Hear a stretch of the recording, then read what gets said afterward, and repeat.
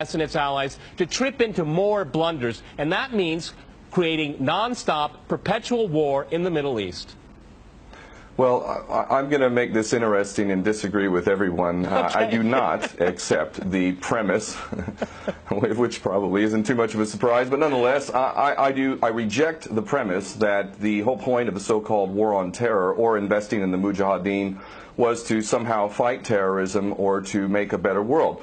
I would argue that if you really want to know what's happening with Middle Eastern policy, then you must read Oded Yanan's A Strategy for Israel in the 1980s. Now, in that document, which is pretty much being played out to a T right now and has been for many years, there were serious objectives for Israel. And Israel's main objectives were to expand and grow in line with the Greater Israel Project. And in order for it to do that, there would need to be an excuse to justify the expansion of Israel. And in order to do that, we would have to sow the seeds of sectarian hatred and violence in the region.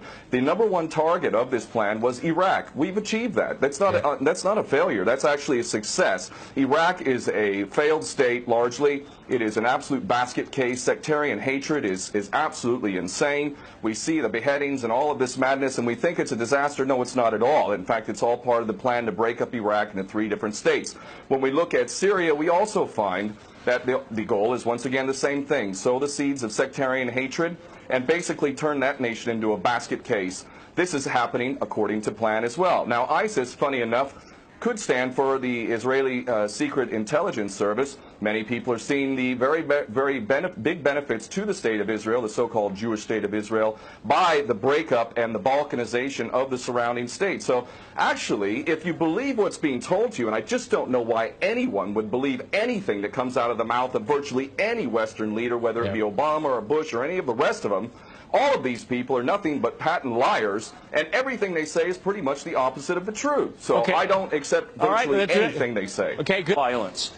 Barack Obama did not bite at the opportunity to get involved in Syria a year ago. In fact, at the time when he was ready to start bombing Assad just about 13 months ago, and he backed off as soon as the first excuse came to mind. We've been supporting ISIS in Jordan, in Turkey, through our proxies in Saudi Arabia and Qatar. There is absolute continuity between the policies of Iraq and breaking it up and breaking up Syria as well. It is beyond naive to suggest that the U.S. doesn't have its fingerprints all over ISIS. In fact, tell me this: why has ISIS never once, or al-Nusra Front or al-Qaeda, not once have they attacked Israel? In fact, ISIS militants are getting medical attention in the Golan Heights and in Israel itself. What does that tell you?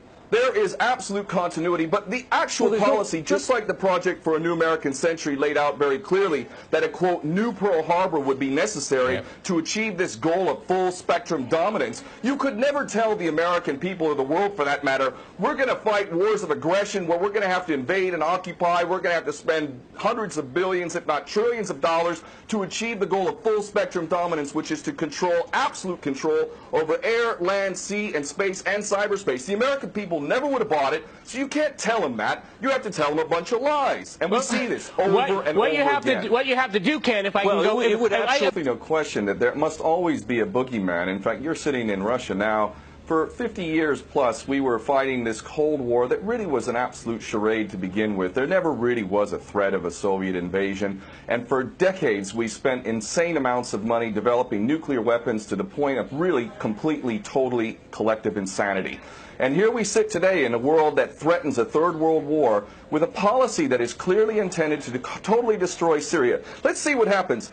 If we take Bashar al-Assad out of the equation in Syria, does anybody with half a brain not understand that that vacuum that's going to be created is going to be a vacuum filled by the most powerful interests there? And who is that right now? Well, that would be our best friends and allies, these little Frankenstein monsters that we create, whether it's al-Qaeda or al-Nusra Front or the latest ISIS monster that we've created. Those are the ones that are going to fill that vacuum, and that fits perfectly in line with Oded Yanan's A Strategy for Israel in the 1980s. And if these other two gentlemen haven't read that document, I seriously suggest you do. Another thing that's really worthy of pointing out is the so-called Islamic State is anything but Islamic. And yes, there is a war on Islam.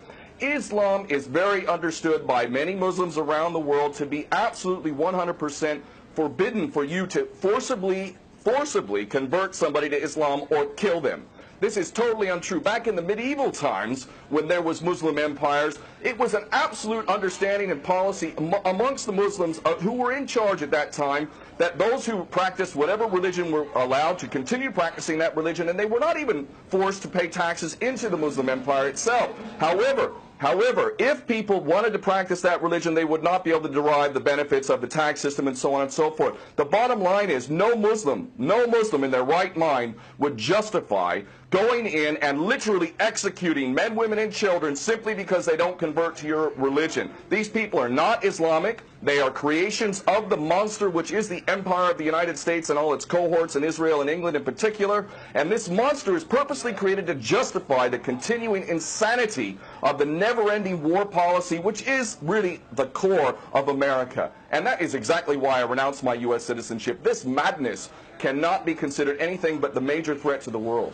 Okay, Peter, in New York, one of the things we've seen... There are very obvious solutions. One is to arrest the traitors in the U.S. Congress and White House who have sworn to uphold the U.S. Constitution, and somehow the American people have sat by while the President has afforded himself the power to execute anyone, anywhere, anytime, for any American citizen to be detained without any due process of law, no representation, incognito, and theoretically he could be condemned to death by a military tribunal in secret and executed. All of this operating under supposedly the United States Constitution. So all of these traitors need to be arrested, first and foremost. When Netanyahu came to the Congress a couple years back, he received 29 standing ovations by these cowardly chicken hawk traitors. So the American patriots need to stand up and grab a pair and ultimately have some integrity and get rid of these traitors. Secondly, cut off all funding to Israel. Israel is a pariah state, a criminal state. It is committing active policies of genocide by the legal definition of the word according to Black's Law Dictionary. That country needs to be cut off right now. All of their attention needs to turn inward. Stop your little empire endeavors and full spectrum dominance and all of this sort of madness. Start taking care of your infrastructure back home. Start taking care of the American citizens who have worked their whole lives and now find themselves wondering how they're going to keep a roof over their head.